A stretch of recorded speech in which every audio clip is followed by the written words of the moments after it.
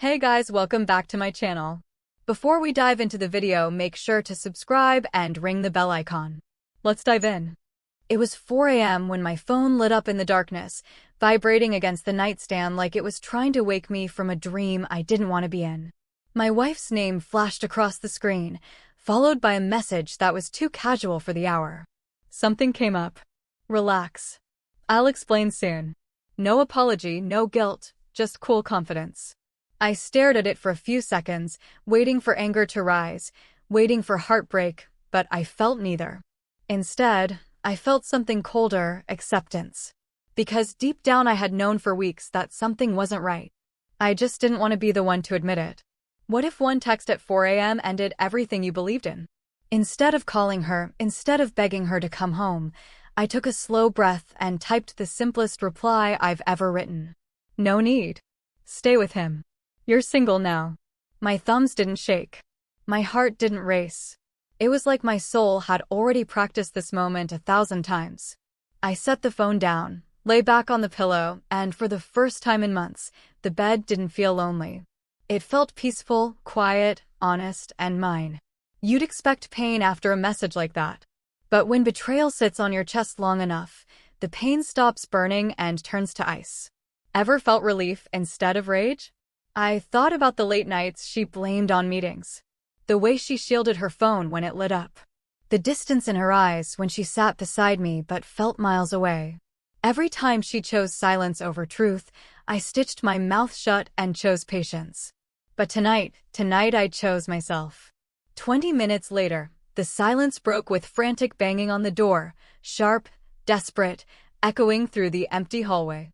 Then her voice, shaking and breathless. Please open the door. Just let me explain. I didn't rush. I didn't panic. I stood up slowly, walked to the door, and looked through the peephole. She was standing there, mascara smeared, hair falling apart, heels in one hand, phone in the other. She looked like someone who finally realized that results don't wait for convenient timing. I didn't open the door. Instead, I leaned my forehead gently against it and asked one simple question. Who are you with? Silence. No excuses. No lies this time. Just quiet sobs. I asked again, softer this time. It's not what you think, she whispered. I swear. Just let me in and I'll explain. But explanations at 4 a.m. don't erase secrets that started at 10 p.m. I told her calmly, you didn't text me because something came up. You texted me because you got caught. She kept crying, voice breaking as she said she loved me, that she made a mistake, that nothing happened. But you can't call it a mistake when you planned it, lied for it, and expected to get away with it. A mistake is accidental. This was a choice. And I was done being the man who forgave every choice that broke him. I walked away from the door, leaving her outside with her tears and guilt. Time passed, maybe 30 minutes, maybe an hour. The knocking slowed. Her voice faded into quiet sniffles. I sat on the couch staring at our wedding photo on the wall. Two smiling faces, unaware of the storm life would bring. I wasn't angry at that version of us. I just felt sorry for how hard we tried and how easy it was for her to let go. Trust doesn't break in one moment. It cracks with every unanswered call, every hidden text, every night you fall asleep alone while your spouse is busy.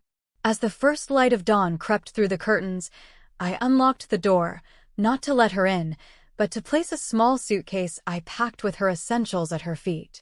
She looked at it, then at me, eyes red and full of disbelief. You're really ending this, she whispered. I nodded.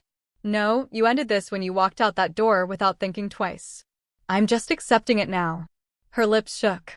She reached out to touch my hand, but I stepped back. She stood there holding the suitcase like it weighed the world. I didn't think you'd stop loving me, she said softly. I looked at her, not with hate, but with honesty. I didn't stop loving you. I just stopped destroying myself for someone who didn't care if I was hurting. She had no reply. No more excuses left. She turned around and walked away slowly, the morning light casting a long shadow behind her, a shadow of everything we could have been. And in that still moment, as the door closed and silence returned, I realized something powerful. Sometimes the loudest moment in a relationship is not a fight, but the quiet decision to let go. I didn't feel victorious. I didn't feel broken. I just felt free. Because that night, I didn't just lose a wife. I found my self-respect. And I wasn't planning on losing it again.